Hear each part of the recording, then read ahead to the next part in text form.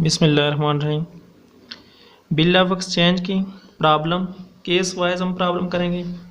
पहला केस है हमारे पास drawing acceptance and payment of bill के जब बिल जारी किया जाता है, जारी होने के बाद जो ड्राई होता है वो बिल को कबूल करता है और मुकर्रर तारीख पर बिल की अदायगी कर देता है।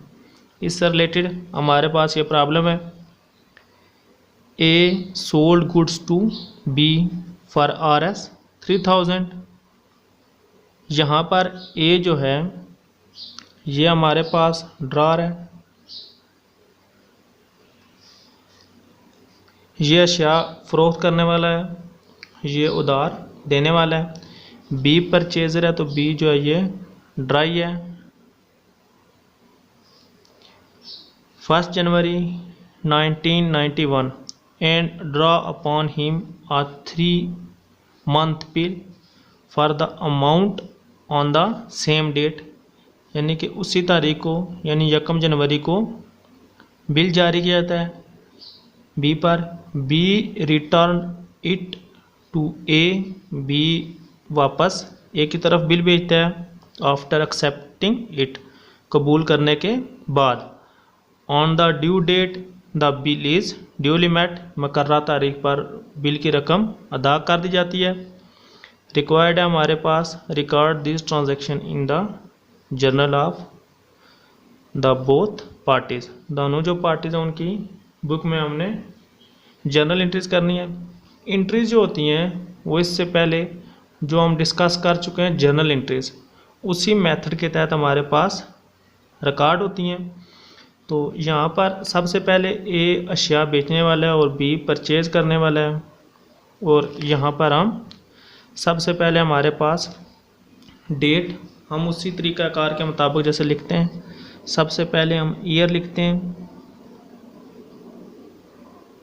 ईयर है हमारे पास 1991।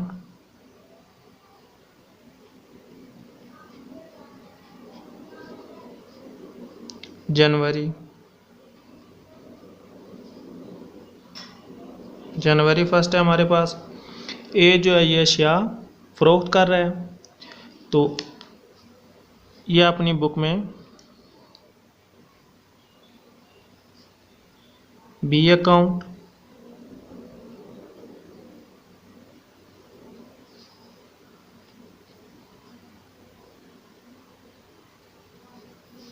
तो सेल्स अकाउंट, अमाउंट है 3000।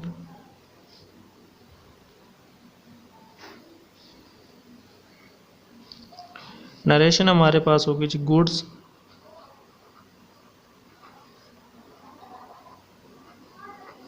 Sold on credit.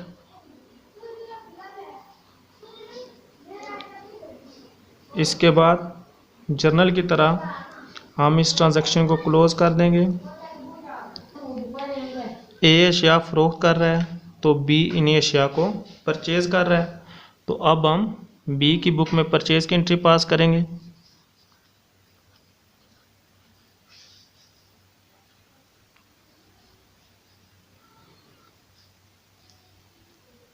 बी अपनी बुक में एंट्री बी परचेज कर रहा है।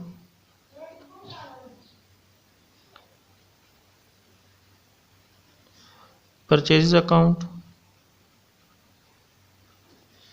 और जिस शख्स से परचेज कर रहा है ए account. Rules of debit and credit पे हम बात कर चुके हैं। यहाँ पर बी के एक्सपेंसेस में इजाफा हो रहा है, डेबिट हो रहे हैं, और दूसरी तरफ इसकी बी की लाइबिलिटी में इजाफा हो रहा है तो हम इसलिए वजह से ए को क्रेडिट कर रहे हैं। तो यहाँ पर इसकी नरेशन लिख देंगे हम जी।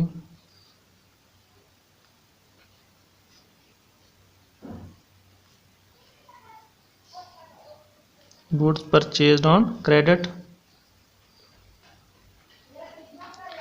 अब इस ट्रांजैक्शन को हम क्लोज कर देंगे। अब इसके बाद सेम डेट को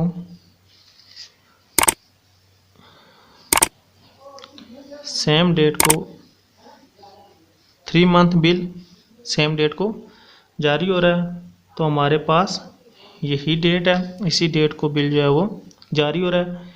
अब बिल ए जारी कर रहा है बी पर।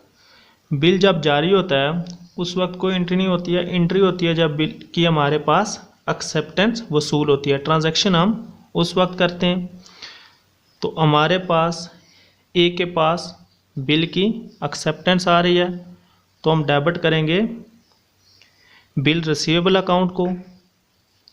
बिल रिसीवेबल हमारा एसेट होता है, इसमें इजाफा हो रहा है, जबकि बी डेटर की सूरत में पहले भी हमारे पास एसेट था, इसमें कमी हो रही है, तो हम बी को क्रेडिट कर देंगे।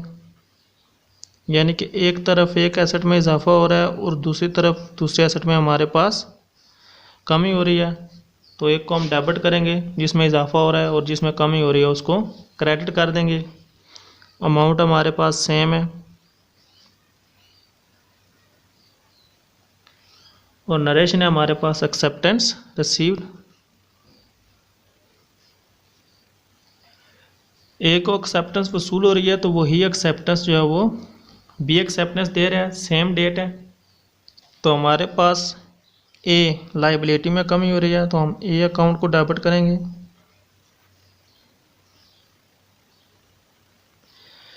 जबकि दूसरी तरफ हमारी लाइबिलिटी में इजाफा हो रहा है, हम बिल पेएबल को क्रेडिट करेंगे।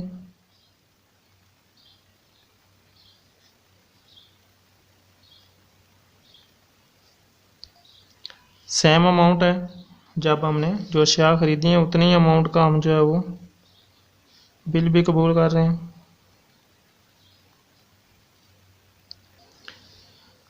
एंट्री हमने पास कर दी है जी। इसके बाद है ऑन द ड्यू डेट।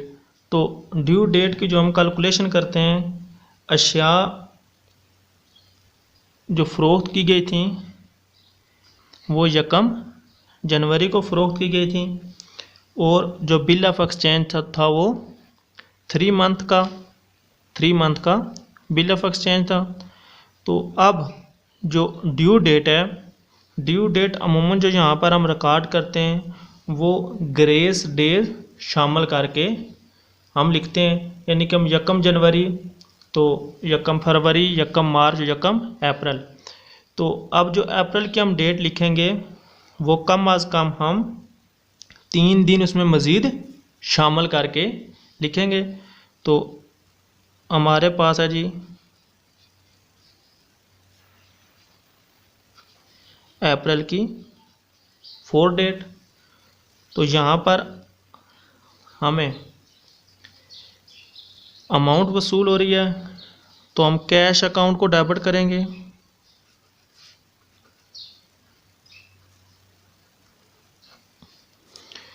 और जिस मद में हमें वसूल हो रही है, यानी कि जिसके बदले में हमें वसूल हो रही है बिल ऑफ एक्सचेंज की वजह से, तो एक एसेट में हमारे पास इजाफा हो रहा है जबकि दूसरे एसेट में हमारे पास कमी हो रही है।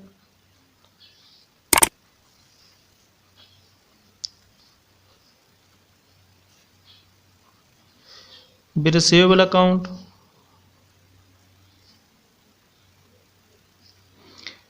तो इसके लिए हम आप नरेशन लिखेंगे जी अमाउंट ऑफ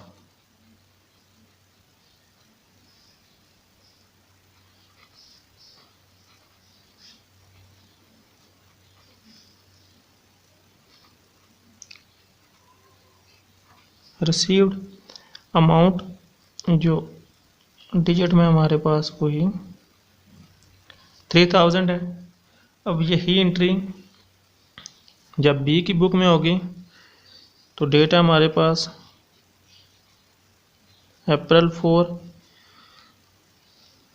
तो यहाँ पर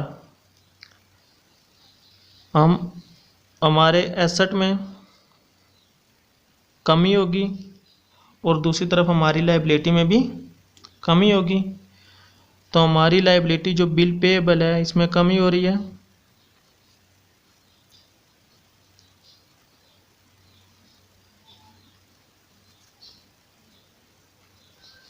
और दूसरी तरफ हमारे एसेट यानी कि कैश में भी कमी हो रही है। तो rules of debit and credit के मुताबिक जब लायबिलिटी में कमी होती है हम डेबिट करते हैं, और जब एसेट में कमी होती है तो हम क्रेडिट करते हैं। तो हमारे पास रेशियो हम लिख देंगे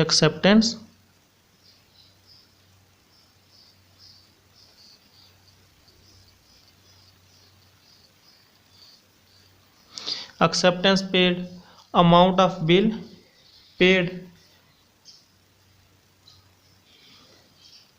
अमाउंट है हमारे पास 3000 ये हमारे पास था जी पहला केस, जो कि था drawing, acceptance and payment of bill. हमने ये जो सवाल था इस सवाल को हमने जर्नल एंट्रीज के तौर पर इसका सलूशन मालूम किया। इसके बाद जितने भी टोटल इसके 8 केसेस हैं, 8वां केस जो अकोमोडेशन इंसॉल्वेंसी से रिलेटेड होता है, हम इंशाल्लाह स्टेप बाय स्टेप उस पर भी बात करेंगे। तो अल्लाह हाफिज़।